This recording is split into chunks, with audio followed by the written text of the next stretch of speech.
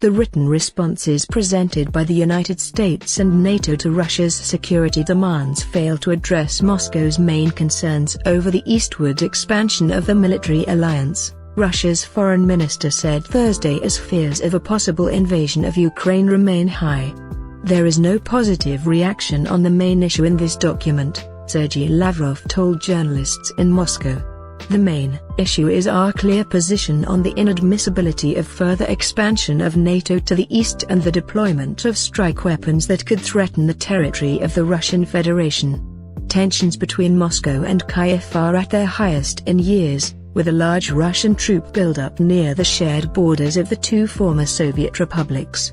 Russia has repeatedly denied it is planning an invasion but has argued that NATO support for Ukraine, including increased weapons supplies and military training, constitutes a growing threat on its western flank.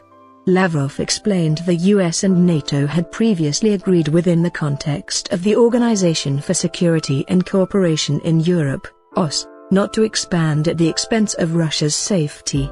We present non-verbal promises, written documents signed by the leaders of all the OSCE countries, including the President of the United States, Istanbul Declaration of 1999, Astana Declaration of 2010. Our Western partners have to get out from a more serious situation, Lavrov explained.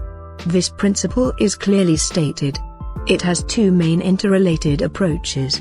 First, the right of every state to freely choose military alliances is recognized. Second, the obligation of each state not to strengthen its security at the expense of the security of others. In other words, the right to choose alliances is clearly conditioned by the need to take into account the security interests of any other OSCE state, including the Russian Federation, Lavrov concluded. The Russian foreign minister conceded the responses by the US and NATO could lead to serious discussions but only on secondary issues.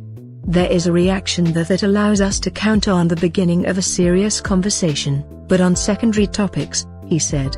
Kremlin spokesman Dmitry Peskov echoed the same concerns on Thursday, saying on the surface, Russia's prime concerns had not been addressed.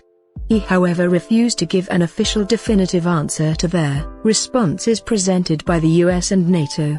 Peskov told journalists during a conference call that Vladimir Putin had read the written responses from both the US and NATO, but added that Russia's president and his government won't be rushing into any conclusions. The president already read the written responses, he said. All the papers are with the president.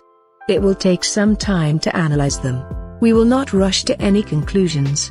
Russia's official response would not take long, but Peskov cautioned it wouldn't happen straight away.